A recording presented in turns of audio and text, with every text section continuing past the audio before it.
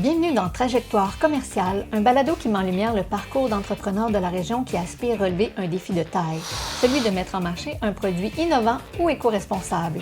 De l'idée à la commercialisation, on explore chaque étape aux côtés de celles et ceux qui la vivent, tout en découvrant l'histoire dans les coulisses. Une occasion de rêver et de s'inspirer concrètement à entreprendre ici au Québec. Je m'appelle Ève Dupré, je suis conseillère en commercialisation chez Jim Export et j'ai eu le plaisir d'accompagner à un moment ou à un autre ces entreprises dans leur processus de mise en marché. Aujourd'hui, je m'entretiens avec Guillaume Denis et Olivier Dupuis des Pêcheries Gaspésiennes, une entreprise qui a misé sur un poisson longtemps oublié de nos assiettes, le sébaste. À tout de suite.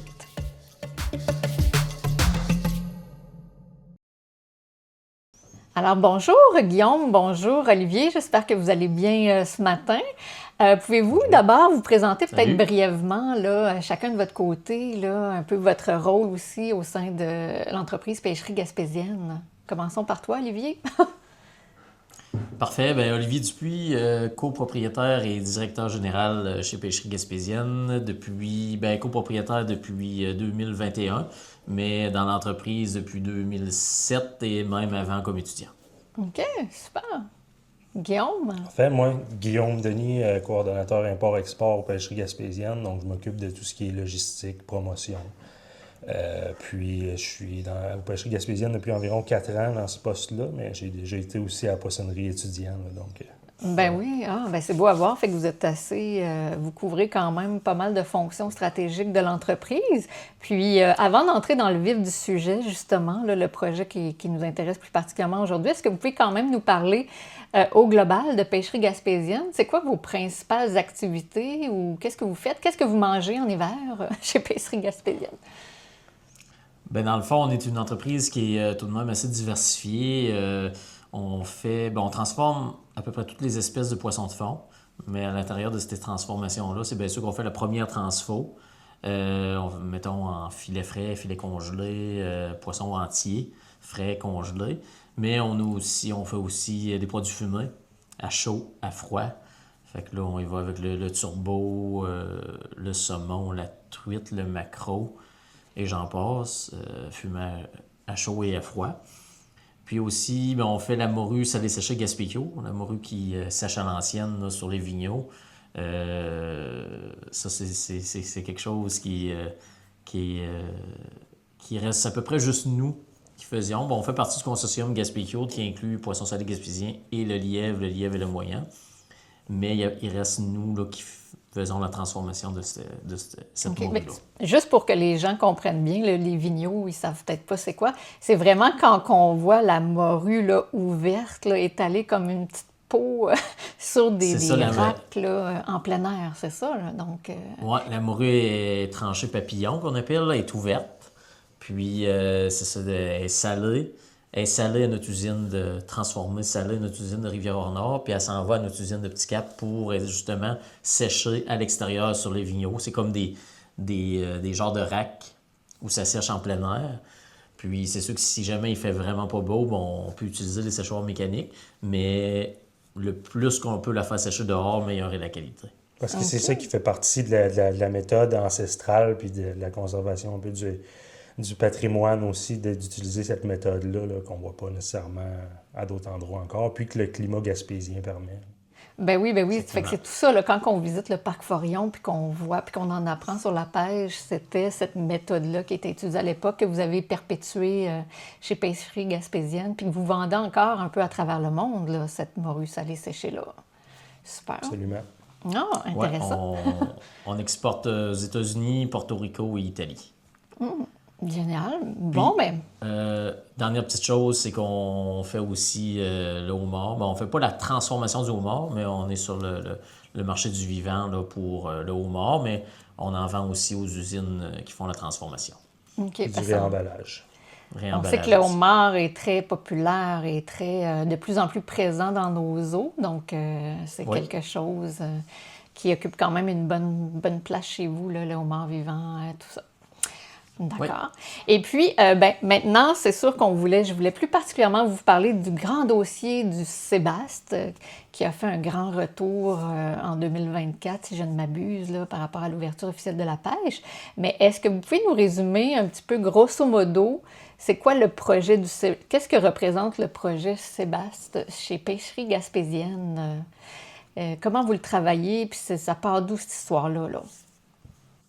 Ben c'est ça. Nous, on a toujours un peu, même si le Sébaste était sous moratoire depuis 93, il y avait toujours une pêche expérimentale, puis on l'a toujours transformé d'année en année. C'était pas des gros volumes, mais on s'y est toujours intéressé. Puis c'est sûr qu'à un moment donné, on faisait seulement du Sébaste pour appât. Sauf que là, avec l'abondance dans le golfe, puis l'ouverture de la pêche, on savait que ça s'en venait, ben là, on a recommencé à faire de la transformation en filet, puis à essayer de développer des marchés en prévision de cette réouverture-là. Puis, avec la problématique de la taille du poisson, que tout le monde connaît, que c'est un poisson de petite taille, puis les enjeux de main-d'œuvre aussi, bien, la seule façon de rentabiliser cette opération-là, de transformation en filet, c'était d'y aller avec une ligne automatisée de transformation du sébasse. OK. C'est un peu ça notre projet. Là, c'est d'installer une ligne automatisée de transformation du sébasse pour justement être capable de rentabiliser cette opération-là puis de passer plus de volume aussi. Parce que, tu sais, lentement mais sûrement, les marchés, les portes s'ouvrent à nous. Là. Fait que ça va être de la transformation en filet, mais aussi du entier là, qu'on va faire soit pour appât ou soit pour des marchés comme l'Asie là, avec qui on est en développement présentement. Ah, génial. Puis, donc, pourquoi ce poisson-là vous intéressait à la base là, chez Pêcherie Gaspésienne? Y avait-il un contexte particulier qui a fait que vous vouliez plus particulièrement le valoriser?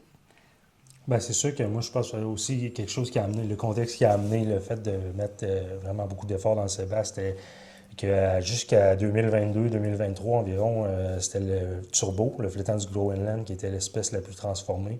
Puis les stocks ont chuté drastiquement, puis ça a donné avec le retour de la pêche commerciale au sébaste. Puis Olivier, comme le mentionnait, on était déjà habitué avec la transformation du sébaste, donc ça allait de soi qu'il fallait changer d'espèce pour les activités de transformation. Les pêches, ça évolue. Oui, ça évolue. On va tout de même poursuivre la transformation de nos autres espèces. Parce que oui, tu sais, on va avoir une ligne de sébasse, mais on ne met pas de côté nos autres opérations. Là. C'est ce qu'on voulait dans notre projet, c'est être capable de, oui, pousser la production du sébasse, mais tout en faisant le reste de ce qu'on fait déjà.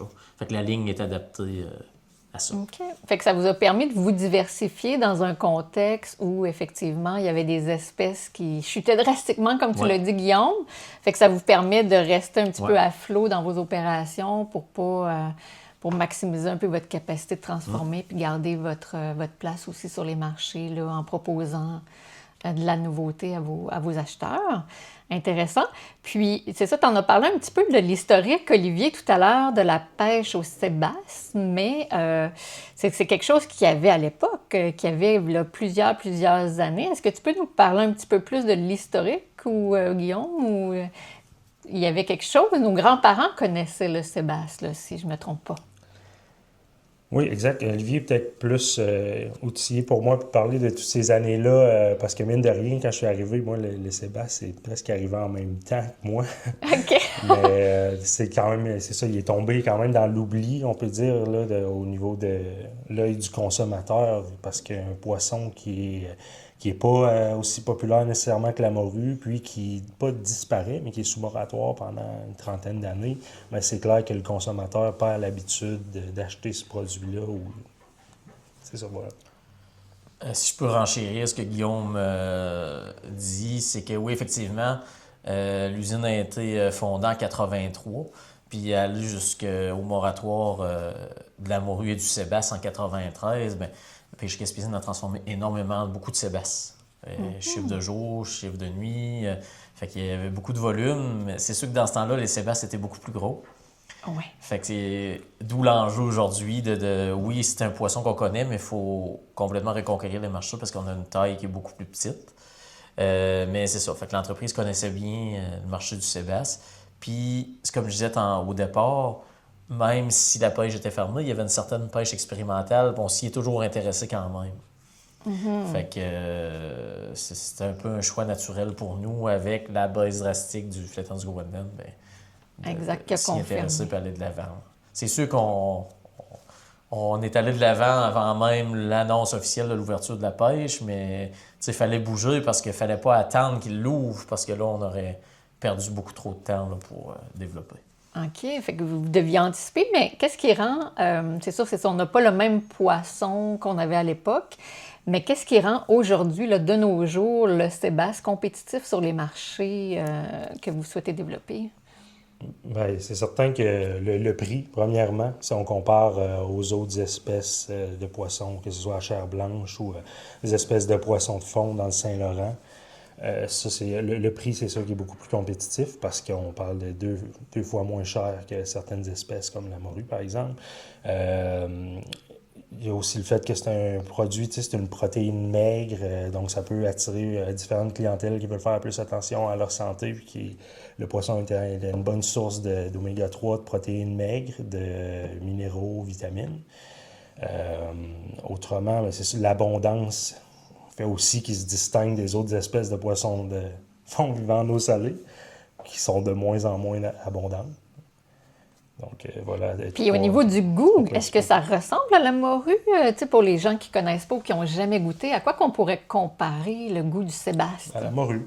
La morue est un bon comparatif. Oui. Oui.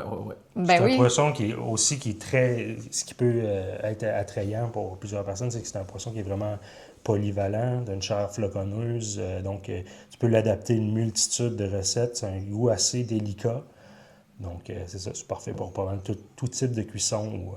Non, super. Puis, parce que dans les faits, on comprend que c'est quelque chose qu'on peut pêcher localement, contrairement à la morue de nos jours où... donc, c'est quelque chose, quand quelqu'un qui veut manger local, quelque chose qui ressemble à la morue, je pense que le sébasse devient un choix évident à ce moment-là. Oui. 100%. OK. Oui, exactement, parce que c'est sûr que tout dépend des périodes de l'année. C'est sûr que quand on parle, d'exemple, quand la pêche ouvre au départ, comme là, il va y avoir un bateau qui part en pêche bientôt, là, c'est sûr que le sébasse va être plus... Il va falloir que le pêcheur fasse plus... s'exile plus loin, parce que le sébasse est plus vers Terre-Neuve, on va dire. Mais à mesure que l'eau va se réchauffer, il va monter, puis il va s'en venir, il faut être au large ici. OK. Fait que c'est ça. Puis est-ce que d'avoir accès à la ressource facilement. Ben oui, mais c'est ça, vous parlez des pêcheurs. Est-ce que l'intérêt était là du côté des pêcheurs? Est-ce que l'abondance de la ressource, est-ce que ça fait que c'est une pêche qui est quand même relativement facile à effectuer, à obtenir certains volumes facilement? Oui, les volumes sont assez faciles à obtenir. C'est sûr qu'il y a certains enjeux que je connais pas tous les détails au niveau de la pêche, là, avec il y a beaucoup de territoires de pêche de fermés. Je ne rentrerai pas dans les détails là-dedans. Fait que ça, je sais qu'il y a un enjeu pour eux à ce niveau-là, mais somme toute, sont capables d'aller capturer le poisson assez facilement. Puis on a commencé au départ à travailler. On travaille avec 2 pêcheurs surtout. Mais au fur et à mesure, je pense que ça va évoluer. Il y en a d'autres qui vont être intéressés aussi. Mais comme c'est là, on n'a pas eu de difficulté à être approvisionné. Super. Bon, ben génial. Une chance. Il faut, c'est sûr que tout dépend aussi de l'approvisionnement. Puis au niveau de la transformation maintenant, qui est plus quelque chose que vous connaissez, ça a été quoi les principaux défis que vous avez rencontrés au moment de valoriser ce poisson-là? Parce que, comme vous l'avez dit, c'est pas le même gabarit. Fait que c'est quoi les défis? Puis comment vous avez surmonté le tout? Bien, c'est sûr que justement, au niveau de la taille, c'est un gros défi parce que, bon, en plus que tout était fait manuellement, ça ralentit la productivité, là, ça va de soi. C'est que de faire 4 filets pour faire une livre ou de devoir en faire 12 pour faire une livre, ça demande plus d'efforts pour un même résultat. Donc, puis même à ça, au niveau de la commercialisation, les gens sont habitués aussi avec des poissons qui sont plus gros. Donc, pour eux, de faire cuire 10-12 filets au lieu de 2, des fois, ça peut être différent, même si, au final, on a un produit qui est excellent, qui est frais, qui est local. Mais c'est ça, je pense que la taille, c'est le principal défi au niveau de la transformation. Il faut habituer les gens à manger un poisson de cette taille-là. T'sais. Souvent, les gens vont être habitués, hey, on a un beau filet, on a un gros filet. Tu sais, mais là, avec ce Sébastien, ben, c'est ça. La taille, c'est ça. Puis je pense qu'il faut habituer le consommateur. Ben, c'est ça. Puis, tu sais, Exact. c'est parce qu'on parle de fish and chips, là, et par exemple, classique, là, la morue, bon, on va prendre un filet de morue, on va le couper en morceaux pour faire le fish and chip. Mais là, t'as pas besoin de le couper en morceaux. Non, c'est ça. Bon, une étape de moins. Mais vous me parliez aussi, c'est ça, je trouvais ça quand même intéressant parce que il y a un collaborateur au niveau de la transformation, Chasse-Marée, pour ne pas le nommer, vous avez demandé même, donnez-moi votre plus petit Sébastien. Fait que ça, je trouvais ça drôle parce que lui a réussi à bien mettre en valeur la taille du Sébastien, disons-le comme ça. Pouvez-vous nous raconter un petit peu cette collaboration-là, qui était quand même... Ben, c'est ça, lui, il voulait développer, dans le fond, un produit en conserve, un peu comme la sardine, mettons. Mais de luxe. De luxe, là. Fait que c'est ça, il nous a approchés, rentré en contact avec nous, puis en parlant, ben c'est ça, on a compris que lui, ben, pour rentrer dans sa canne, ça prenait un poisson qui n'était pas trop gros. C'est sûr qu'au pire, tu peux le couper, mais là, justement, il n'y a pas besoin de le couper, il rentre pile dans sa canne. Fait que ça devenait intéressant pour lui de s'approvisionner chez nous puis de développer un partenariat ensemble. Ça, ben lui, il a développé les recettes, il nous les a fait goûter à plusieurs reprises. Fait que c'est ça. Je pense que ça a été quelque chose de bien, là, autant pour nous que pour lui. Puis ça se continue. Non, génial. Ben, des belles collaborations. Puis vous avez, c'est ça, comme tu le mentionnais d'entrée de jeu, votre projet Sébastien chez Pêcherie Gaspésienne, vous avez investi là, dans une ligne de production pour pouvoir rentabiliser tout le processus, un peu comme Guillaume le disait. Là, le filetage manuel, au final, ça fait beaucoup de travail, puis ça affecte la rentabilité. Mais vous avez investi dans votre ligne avant même d'avoir réussi à bien développer le marché. Là. Donc, c'est quoi qui vous a poussé à prendre ce risque-là? Comment peux-tu nous parler un peu des critères ou ce qui se passait dans ta tête, peut-être, Olivier, à ce moment-là? Ben, écoute, c'est ça. Moi, Simon, ben, justement, toute notre équipe, là, à un moment donné, tu développes le marché, fait que là, la demande augmente, sauf que manuellement, on avait nos limites, là. Beaucoup de limites là, au niveau manuel. Fait que là, tu développes, mais tu peux pas dire au client, on pourra pas vous fournir. Fait que fallait, on y va ou on y va pas, là, tu sais. Puis pour y aller, ben, fallait s'automatiser. Si on s'automatisait pas, ben, on pouvait plus développer. Fait que là, on se doutait bien que la pêche allait finir par ouvrir. C'est sûr qu'on a pris un risque parce que on aurait pu arriver puis qu'elle ouvre plus tard, ou, tu sais. Mais on a pris un risque, puis, regarde, dans le fond, on a bien fait parce que la pêche, elle a ouvert. On a eu accès à la ressource. Puis c'est sûr qu'on a quand même fait un bon bout manuellement. Ça n'a pas été évident, là, parce qu'au niveau manuel, c'est pas une opération qui est rentable. Mais on s'est dit, garde, on va investir, on va s'automatiser, puis la rentabilité viendra par la suite. Là. Ben oui, parce que vous étiez quand même, c'est ça, comme tu le disais, depuis 2021, toi et Simon Langlois, ton copropriétaire, là, vous êtes à la tête. Fait que c'était quand même votre premier gros investissement, je présume. Fait qu'il fallait du courage, là. Après l'acquisition d'entreprise, on a connu la chute drastique du turbo. Comme Guillaume disait, on transformait environ 1 300 000 livres de turbo par saison. Puis l'année passée, on a eu 1500 livres. Fait que on se dit qu'on a bien fait, mettons, là, justement pour remplacer la production principale qui était le turbo. Mais le Sébastien, ça devient intéressant pour nous là, comme production principale, tout en continuant de faire nos autres productions aussi. Mais c'est ça. Fait que je pense au niveau timing, là, le timing a été bon. Puis là, les clients se rajoutent, les commandes rentrent, puis là, on a nos équipements, sont installés, il reste à les roder là, avec l'arrivée des premiers poissons. Fait que on est prêt. On y a toujours cru à notre projet. Là. Il y a bien du monde qui nous disait hey, vous êtes sûr, vous pensez que vous faites la bonne chose, vous êtes certain, c'est des gros investissements, mais regarde, on y a cru, puis on a bien hâte là, de tester nos équipements là, dans les semaines à venir. Ah, génial. Puis, y a-t-il un apprentissage clé que tu retiens de cette expérience-là, d'avoir pris ce risque-là? Y a-t-il un apprentissage global là, en tant que... Ben, en tant qu'entrepreneur, c'est sûr que si tu prends pas de risque, ben c'est sûr que le résultat pourra pas être là si tu prends pas de risque. Fait que l'apprentissage qu'on retient, c'est sûr qu'on a été plusieurs nuits pas dormir, tout ça. Là, ça a été quand même tout de même assez stressant. Mais là, on est bien content, puis on a bien hâte de voir l'évolution de cette... tu sais, oui, les équipements sont arrivés, tout ça, mais là, il faut les roder, il faut voir comment est-ce qu'on va être capable de passer par jour, puis tout ça. On a bien d'ambition, là, puis pas juste moi puis Simon, là, toute l'équipe, là, Guillaume, toute l'équipe qui sont avec nous. Ben oui, mais justement, fait que là, vos équipements vont vous permettre de mieux répondre à la demande au marché. Puis c'est quoi les différents marchés que vous avez actuellement pour le sébasse où on peut retrouver là, ce poisson-là? Ben, on le retrouve dans les grands détaillants, premièrement, là, comme les chaînes comme Métro, IGA. Donc c'est sûr qu'au début, ça fait pas longtemps encore, il y a encore beaucoup de progrès à faire. On travaille activement à le commercialiser davantage, mais oui, Métro, dès la première année, on sont allés all-in, puis ils nous ont fait confiance, puis on leur a fait confiance, et que c'est une belle relation, puis eux, ils mettent ça de l'avant. Là. Donc, ouais. Oui, vous avez rapidement Puis- été dans tous les métros du Québec, si on peut dire. Ils vous ont fait confiance. Puis là, même que je vous dirais que vous vous positionnez assez bien comparativement à d'autres espèces là, de poissons importés. Avez-vous eu des statistiques de vos non. parts de marché? Ou... Dans le fond,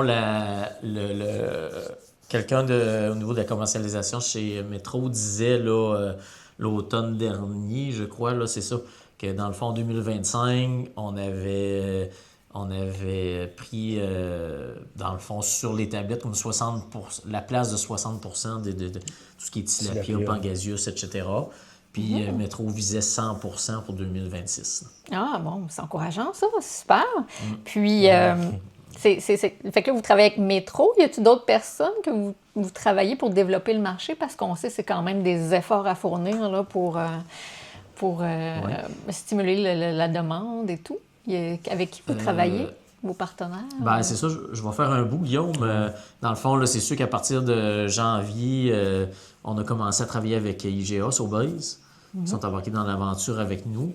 Puis, il y a aussi des distributeurs là, comme GFS, là, Gordon Food Service, qui ont embarqué avec nous dans l'aventure. On est en développement aussi. Ben, il y a d'autres distributeurs du Québec qui travaillent avec nous, mais il y a aussi en Ontario, là, puis dans l'Ouest canadien, là, qu'il y a des distributeurs qui ont de l'intérêt aussi, qu'on est en train d'essayer de développer quelque chose. Puis je vais laisser Guillaume poursuivre là, avec d'autres, peut-être, partenaires. Ben, avec c'est qui sûr on travaille, là. c'est sûr qu'il y a aussi au niveau de l'APA, au Nouveau-Brunswick. Oui, c'est vrai, la peau des maritimes. Puis sinon, ben là, on travaille fort dans l'institutionnel. Pour l'institutionnel, on travaille fort. Ben Guillaume oui, travaille très Oui, fort c'est pour ça. développer avec des institutions.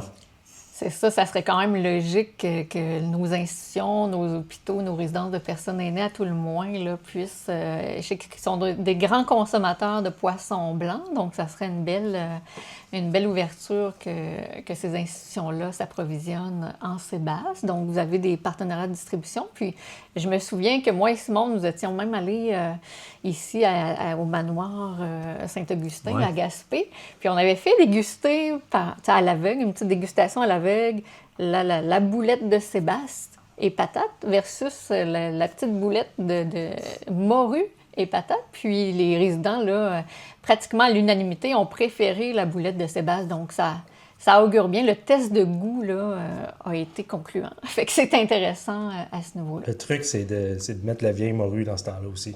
Ouais. En tout cas, donc, Puis- au final, c'est quelque chose qui va se travailler vraiment. Il faut persévérer, hein, je pense, avec l'institutionnel. Puis avec GFS, ça va vous permettre de livrer Oui. à la GFS grandeur du Québec. livre dans tous les CI3S aussi. Là. C'est Exact. un Ça avantage. facilite pour nous. beaucoup. Là. Ben oui, C'est fait que c'est un de nos partenaires de longue date aussi. Là. ben oui, puis au niveau régional, c'est ça, chez Guillaume, tu travailles quand même beaucoup avec Gaspésie gourmande à ce niveau-là. Donc, Gym Export. oui, ben on veut tout que ça fonctionne. Fait que la crème poussée, je crois que vous Oui. Très, très fort. Très, très fort. Puis, tu sais, c'est sûr que, oui, on parle filet, là, tu sais, présentement au Québec, c'est du filet, mais tu sais, on se ferme pas de porte à d'autres façons de transformer aussi. Puis sans que ce soit nous qui le transformons d'une autre façon, mais travailler avec quelqu'un qui va être capable, exemple, de faire une boulette ou tu sais, peu importe. Là, on est très ouvert à collaborer. Puis dans le fond, à faire en sorte qu'on puisse pousser cette espèce-là au maximum. Donc, l'appel est lancé aux transformateurs de second maillon, les Atkins et frères, exemple, tout ça que je pense que vous travaillez déjà un petit peu ensemble. Ils font déjà là, la boulette de Sébastien puis la saucisse. Hein? Possible. Et de toute façon, il y a des restos aussi. Là, je voyais à Mont-Louis, puis qui l'intégraient, plusieurs restos qui l'intègrent à leur menu là, aussi. Frontibus, exact. Donc, c'est le fun de voir la belle collaboration. Brisbys aussi. Brisby, ben oui, c'est ça, au niveau local. C'est sûr qu'on est des premiers ambassadeurs de notre industrie des pêches, donc c'est super. Puis, est-ce que, au niveau du consommateur, vous pensez que le Sébastien fait sa place là, dans nos assiettes? Est-ce que vous avez certains indicateurs là, qui vous indiquent? C'est certain qui commencent à faire. Il y a encore énormément de chemin à faire. Évidemment, là, ça fait pas longtemps que c'est revenu. Il y a beaucoup de travail à faire pour qu'on dise que le Sébastien a réussi à faire sa place dans les assiettes des Québécois, mais on est vraiment sur la bonne voie. Puis on voit vraiment l'intérêt grandissant pour ça. Puis avec toute la publicité qui se fait de toutes parts, même au Québec, c'est sûr que je pense que dans un avenir proche, là, il pourrait avoir fait sa place. Là. Il y a des belles recettes là, qui ont été développées. Tu as participé à la grande dégustation à Montréal, là, Guillaume, d'ailleurs. Puis tu as bien positionné le Sébastien là, auprès des gens présents. Oui, puis la réponse là, des gens, que ce soit au niveau de l'institutionnel, de la distribution, des supermarchés, c'était très positif. Puis tout le monde veut travailler de concert pour que le Sébastien devienne plus commun. Le poisson blanc du Québec. Exact. Rien de moins. C'est d'habituer le consommateur à revenir en chercher, un peu comme la morue. Les gens arrivent à la poissonnerie, la morue, tu sais. Fait que là, c'est d'habitude le consommateur, on a accès au poisson. Fait que, ça peut pas être plus frais que ça. D'en manger régulièrement. Ben oui. On va mettre Ricardo sur le coup, là. Ça devrait. Oui. Une bonne idée. Puis, tu sais, ce que je peux rajouter aussi, c'est que l'équipe travaille fort avec nous pour faire la promotion en collaboration justement avec le MAPAC. Dans le fond, le programme de promotion, publicité du MAPAC va sortir sous peu. Puis, c'est ça, le Sébastien va être dedans, c'est sûr, comme l'année passée. Il y a eu des collaborations aussi avec les 20 buts. Oui, il y avait quelque chose de bien l'année passée. Là, le lancement de la programmation, de la promotion des poissons fruits de mer, justement, qui a été fait en juin l'année passée, en partenariat justement le MAPAC, l'équipe. Bien, c'est ça, le Sébastien était à l'honneur. Là, il y avait 5 plats qui c'était du Sébastien. Fait que ça va se continuer, là, justement. Le faire connaître puis le développer. On recogne sur le clou, c'est ça. Bien, pour ceux qui ne savent pas, l'AQIP, c'est l'Association québécoise de l'industrie de la pêche. Tu sais. Puis toi, en plus, Olivier, tu as l'honneur d'être président de cette association-là. Donc, c'est très intéressant, là, cette perspective provinciale-là, puis l'intérêt que l'AQIP a à stimuler les pêcheries dans nos régions côtières. Et bien, en parlant de tout ça, nos régions côtières, comment que ce projet-là que vous avez développé s'inscrit dans votre vision un petit peu plus globale du développement durable chez Pêcheries Gaspésiennes? Est-ce que vous avez... Bien, c'est ça. Oui. C'est sûr qu'en réalisant ce projet-là, bien, c'est bien certain qu'on avait déjà là, une vision de développement durable. Fait que tout a été pensé justement pour y aller dans ce sens-là, puis faire en sorte que... comment je pourrais dire? Justement, faire en sorte que ça respecte conservant les emplois, vision, à tout le moins, hein? C'est sûr, ça a été un élément clé. Conservant les emplois, puis même au niveau, tu sais, qu'il n'y ait pas de gaspillage, que vraiment, là, on ait une économie circulaire qui fonctionne à 100%, puis que tout soit le plus possible. Le moins de pertes possible. Bien, c'est ça, en parlant de pertes. Mais il n'y a pas de pertes, là. Okay. Tout est récupéré.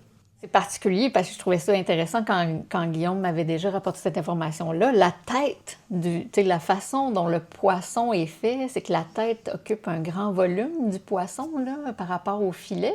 Donc, ça vous a incité à trouver des solutions pour comment tout utiliser, la chair, la pulpe. C'est quoi les projets que vous, de valorisation de peut-être ces petits coproduits-là que vous aviez? Bien, c'est sûr qu'on est encore en développement. En test? exact, avec Mérinov. Puis on veut essayer différents produits avec la pulpe, autant des produits qui peuvent être plus funky, excusez, je ne peux pas dire un autre mot, funky, ou que des produits plus grand public pour quelqu'un qui voudrait découvrir le Sébaste. C'est sûr que si tu arrives avec un produit, une belle galette à burger que juste à mettre dans le four ou peu importe, c'est plus facile, c'est plus attrayant. Ou dans le c'est air sûr fryer, tu veux dire, Guillaume. Tout le monde a un air fryer. Oui, air fryer, voilà. Ben justement, les deux produits, parenthèse, les deux produits d'Atkins que j'étais allé chercher là, cet hiver, Guillaume m'a donné ces deux produits, puis justement, on met ça dans l'air fryer, puis ça donne un résultat, un très très très beau résultat, puis ça a du potentiel. C'est souvent, pour plusieurs personnes, c'est souvent plus attrayant que d'acheter même juste du filet puis de le faire cuire. Tu peux avoir le goût de quelque chose de différent qui, pour pas te casser la tête. C'est pas tout le monde qui cuisine comme Ricardo. Là. Donc, des produits comme ça peut être très... Bien, vous avez raison. Je pense que le prêt-à-manger, les gens, ça répond bien à leurs habitudes, surtout en matière de poisson. C'est sûr qu'en Gaspésie, on est plus habitué d'aller chercher à la poissonnerie nos filets, mais en ville, à Montréal, je pense que du prêt-à-manger avec le poisson qui est déjà bien assaisonné, avec un petit mode d'emploi rapide au air fryer, c'est quelque chose de très intéressant. Fait que vous faites bien de travailler cette piste-là, puis en même temps, ça permet d'optimiser la valorisation la plus optimale possible là, de chaque filet qui rentre chez vous. Là.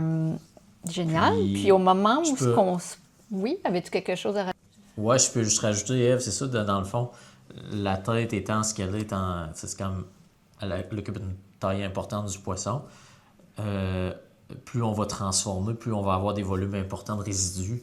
Fait que c'est pour ça qu'on a commencé tôt à penser comment on pourrait les valoriser, parce qu'on ne pourra pas seulement les passer comme à peau ou pour la nourriture animale.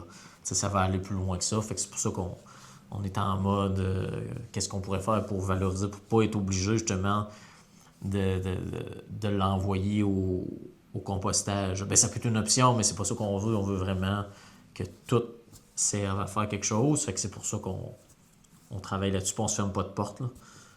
Toutes les idées sont bonnes, puis on évalue comment ça peut être fait, avec qui on peut les travailler, puis comment ça peut être rentable aussi. Bon, encore une fois, l'appel est lancé. Donc, vous êtes un bon partenaire pour faire effectivement ces tests-là. Puis, ça s'inscrit, je pense, dans la tendance. Puis, je crois que les entreprises des pêches, là, en 2026, on se doit de réfléchir un petit peu aussi à faire évoluer vos produits, puis à optimiser la valeur de vos produits finis là, en tablette. Donc, c'est très intéressant que vous avez déjà ces réflexes-là là, de voir les pistes de développement. Puis, au moment où on se parle, là, on est à l'hiver là, en ce moment, et printemps 2026, vos premiers objectifs, est-ce que vous considérez qu'ils sont atteints avec le Sébaste en date d'aujourd'hui? Est-ce qu'il y a d'autres marchés que vous avez dans la mire tranquillement, pas vite pour le Sébaste? Ben écoute, je peux répondre, Guillaume complétera. Là, oui, nos premiers objectifs sont atteints, mais c'est bien certain qu'avec la ligne de transfert qu'on va avoir là, on veut encore pousser plus loin le développement. Puis oui, c'est ça, effectivement, de d'autres marchés dans la mire. Là, mettons le marché de l'Asie pour le poisson entier, c'est ce qu'on travaille fort là-dessus. On se ferme pas de porte là, avec l'Europe, on a des pourparlers avec l'Europe. Même les États-Unis, où historiquement parlant, c'est un gros marché de filets, mais de gros filets. Mais on est quand même pour parler avec eux autres, voir s'il y a quelque chose à faire. Puis, ce que un peu ce que Guillaume disait tantôt, au niveau des institutions, là, on va poursuivre le développement à ce niveau-là aussi. Là. 100%, puis il y a du beau progrès qui est fait aussi, justement. Moi, je trouve que les recettes de l'ITHQ qui ont été développées pour l'institutionnel, c'est vraiment quelque chose d'intéressant. Puis on a fait tester la chaudrée de Sébastien, qui était en termes de plat pour poisson, un plat de poisson dans une institution, mais c'est parfait, là. T'as pas... c'est que les petits morceaux, tout ça, puis c'est délicieux aussi. Le feedback était vraiment positif. Puis on a une variété de recettes qui ont été incluses, puis on a déjà eu vraiment de l'intérêt qui a été manifesté pour ce genre de produit. Génial. Bon, ben bravo pour tous ces intérêts-là. C'est des belles graines que vous aviez semées à l'époque, au moment où c'était comme encore incertain. Mais si on se projette maintenant, dans, je sais pas moi, 5-10 ans, là, c'est quoi un petit peu votre vision d'avenir chez Pêcherie Gaspésienne? Ben écoute, c'est sûr, dans 5-10 ans, nous autres, de la façon dont on voit ça, ben, c'est que la ligne de Sébastien roule à côté. Tu sais, au besoin, si nécessaire, on a une phase 2 qui est déjà toute prête au niveau plus congélation. Parce qu'on s'entend que la ligne, elle va être capable de faire plus que ce qu'on va faire cette année. Fait qu'à un moment donné, si on est capable de la pousser à son max, on va avoir besoin de la congélation de plus. Fait que ça, c'est déjà tout prêt. Quand on m'a dit quand on va être rendu là, on va mettre ça à on, puis on va enclencher ça. Puis, comme j'ai dit tantôt, toujours en continuant de faire de faire tous nos à côté, le homard, la morue salée séchée, les produits fumés à chaud, fumés à froid. Fait que c'est sans oublier tous ces petits à côté-là. Ça a toujours été une de nos forces là, chez Pêcherie Gaspésienne, la diversification. Fait qu'on va continuer dans ce sens-là aussi. Ah, génial. Ben, merci à vous deux. Bravo encore une fois pour votre leadership et votre audace, votre courage dans cette aventure. Vous êtes quand même, il faut le mentionner, vous êtes le joueur au Québec, le leader au niveau de la transformation à gros volume du Sébastien. Donc, bravo encore là, pour ce que vous avez accompli. Puis je sais que le meilleur est encore à venir avec votre nouvelle ligne de production qui va augmenter votre capacité là, de traitement là, plus. Donc, merci à vous deux pour votre temps avec moi. Merci beaucoup. Au plaisir de se reparler sous peu là, de vos prochains projets de développement. Bonne journée. Merci, Super, bonne merci journée. beaucoup. Merci. Envie de découvrir vous aussi le Sébastien? Il est disponible dans une poissonnerie ou un épicier près de chez vous. N'hésitez pas à le demander. Je vous invite aussi à suivre Pêcherie Gaspésienne sur les médias sociaux ou à aller découvrir leur site web pêcheriegaspésienne.com pour en savoir plus sur leurs produits. Envie de découvrir d'autres projets innovants? Parcourez les autres épisodes de la série Trajectoire commerciale, des histoires inspirantes d'innovation de la Gaspésie des Îles-de-la-Madeleine. Trajectoire commerciale est un balado imaginé et produit par Jim Export en collaboration avec Bourdage Communication et AD Solutions avec le soutien financier du ministère de l'Économie, de l'Innovation et de l'Énergie, du regroupement des MRC de la Gaspésie et du Fonds Région et Ruralité. Au plaisir et à la prochaine!